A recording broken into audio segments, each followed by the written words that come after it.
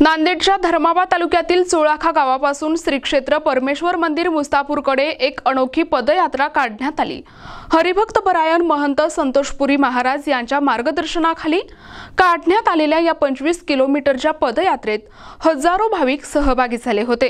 गोदावरी नदीचे पवित्र जल घेऊन परमेश्वराचा जलाभिषेक करण्यासाठी ही पदयात्रा काढण्यात आली।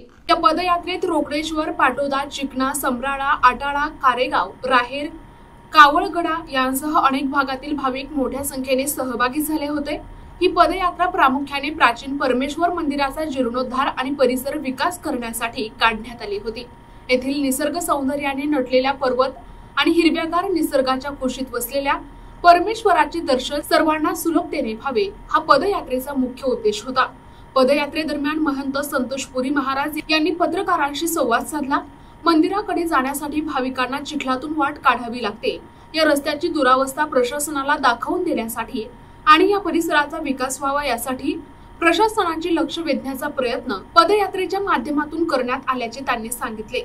प्रशासनाने याकडे गांभीर्याने लक्ष देऊन मंदिराच्या विकासासाठी पावले उचलावीत अशी मागणी देखील त्यांनी यावेळी केली। सर्वांना सर्वप्रथम या श्रावण मासाच्या शेवटच्या सोमवाराच्या खूप खूप शुभेच्छा। अतिशय सुंदर आणि हर्ष उल्हासाने हा श्रावण मास सर्वांचा पार पडलेला आहे आणि त्यानिमित्ताने आमच्या धर्माबाद तालुक्यातील दत्तात्रय देवस्थान चोळाखा आटाळा या ठिकाणावरनं ही पदयात्रा सर्व भाविकांच्या, चोळाखा संस्थांच्या, भक्त परिवाराच्या, विविध गावाच्या शिष्यमंडळींच्या उपस्थितीमध्ये त्यांच्या सहकार्याने ही पदयात्रा आज संपूर्ण या ठिकाणावरती आलेली आहे। आणि विशेष म्हणजे ही पदयात्रा याच ठिकाणावरती का आणायची तर पूर्वीपार अशा पद्धतीचं प्राचीन असणारं हे परमेश्वर भगवंताचं ठिकाण आहे आणि याचा कुठंतरी विकास झाला पाहिजे। किंबहुना आता आम्ही येताना सर्वांनी पाहिलेलं आहे का कशा पद्धतीनं चिखलातून वाट काढून यावी लागते आणि काट्याकुट्यातनं रस्ता तोडवून यावा लागतो आणि परमेश्वराचा आपण पाठीमागं पाहू शकता जीर्ण अशा पद्धतीचं हे मंदिर आहे आणि त्याचा विकास झाला पाहिजे। कुठंतरी इथं या परमेश्वराच्या गडावरती डेव्हलपमेंट झालं पाहिजे ही भावना या मुस्तापूर नगरीच्या लोकांची आणि पंचक्रोशीतील भक्तांची होती आणि त्यांनी आमच्याकडे जेव्हा हा प्रश्न किंवा ही समस्या व्यक्त करण्याचा प्रयत्न केला तेव्हा आम्ही वेगवेगळ्या पद्धतीने अनेक वेळा कीर्तनातनं, कथेतनं हा प्रश्न मांडण्याचा प्रयत्न केला आणि त्यालाच अनुसरून किंवा त्याच हेतूने, त्याच उद्देशाने ही श्रावण मासाच्या शेवटच्या सोमवारी आम्ही ही भव्य दिव्य अशा पद्धतीची दत्तात्रय देवस्थान चोळाखा आटाळा ते या मुस्तापूर पंचक्रोशी परमेश्वर देवस्थान या ठिकाणावरती आम्ही ही पदयात्रा घेऊन आलो। अतिशय यशस्वी पद्धतीने पदयात्रा झालेली आहे। संपूर्ण भाविक भक्तांच्या हर्ष उल्हासात उपस्थितीमध्ये सर्वांच्या सहभागामध्ये ही पदयात्रा पूर्ण झाली। पण येताना सगळा प्रवास सुखकर झाला। हा 1 किलोमीटरचा परमेश्वराचा हा जो मधला कच्चा रस्ता आहे तो मात्र थोडासा आम्हाला कठीण गेला।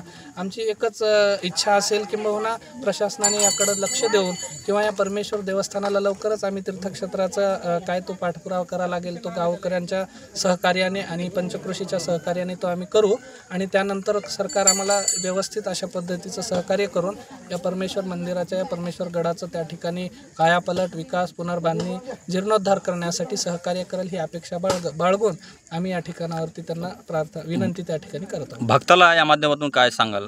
भक्त मंडळींना एकच आहे का आता हा परमेश्वर गड आणि या परमेश्वराच्या गडाचा विकास करण्यासाठीची जी भावना या मुस्तापूर नगरवासियांनी, पंचक्रोशीच्या भक्तांनी माझ्याकडं व्यक्त केली होती तिला साथ देण्यासाठी मी आज हे फार सुंदर अशा पद्धतीचं आयोजन केलेलं आहे आणि हे केलेलं आयोजन प्रतिवर्षी श्रावणाच्या शेवटच्या सोमवारी आम्ही या ठिकाणावरती घेऊन येऊ।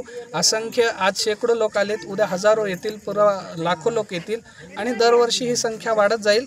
मग जशी जशी संख्या त्या ठिकाणी भक्तांची वाढत जाईल तशी तशी त्यांना सुविधेचा अभाव जर असेल तर थोडंसं परेशानी होऊ शकते।